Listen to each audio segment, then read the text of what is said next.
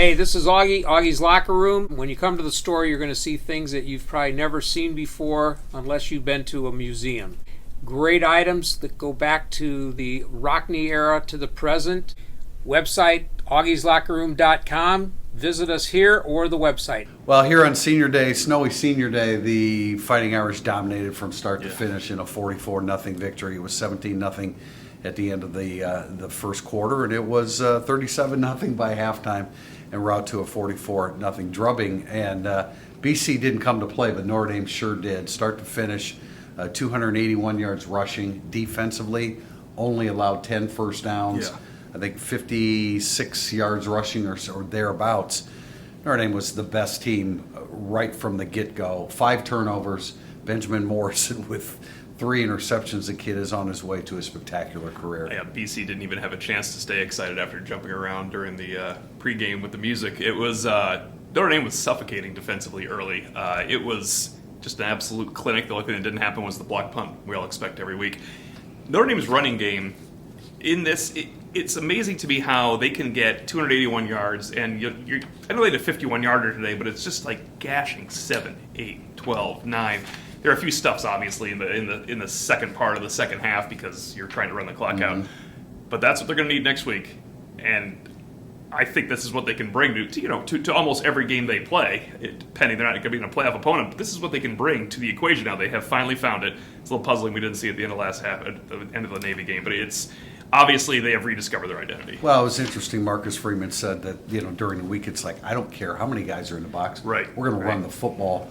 And they did, and that's not a bad run defense that Boston College puts out there. They're just behind Notre Dame, really, on the season. Right. I mean, their defensive ends are very good. I thought watching them during the week, I thought their linebackers floated the football. But you're absolutely right. The 51-yard run by Logan Diggs, who ended up having 122 yards on 15 carries, just set the tone, and he carried people in the process. Drew Pine did what he had to do. He was accurate and efficient when he needed to be in the first half when Notre Dame was building the big lead. Michael Mayer goes over 2,000 career yards.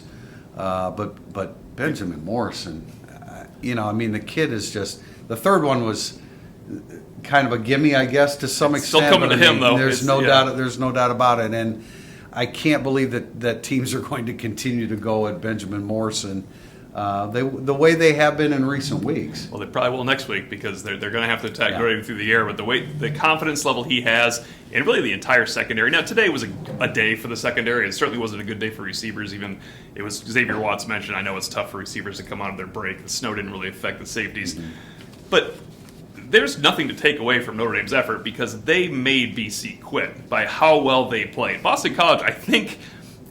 I can't know this from not covering Boston College. I think they came ready to play. They just had no chance from the end of the first quarter on, and it's really demoralizing when Notre Dame's getting after you like that up front, and they have things locked down the back end. And, of course, the passing game is just really difficult in this.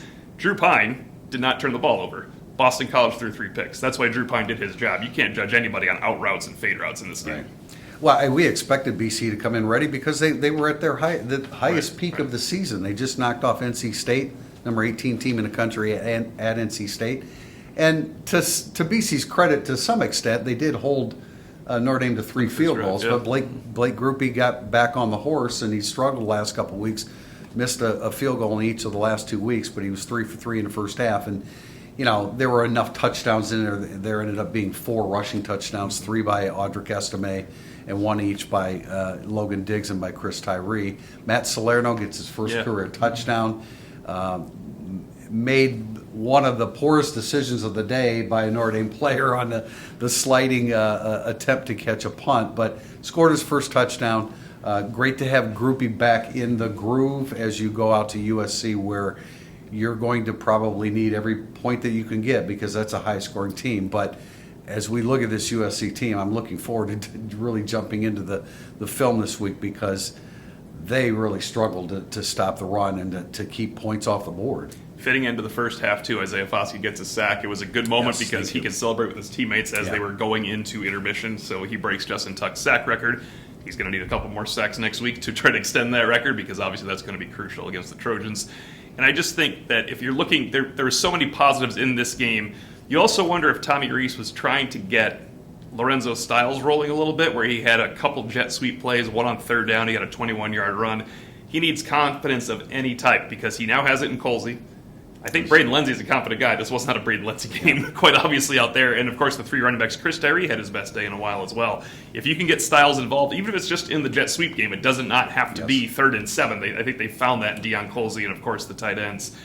It's an offense that you could see possibly taking a step forward. We've said that a lot this year, but they could take a step forward going to this final game.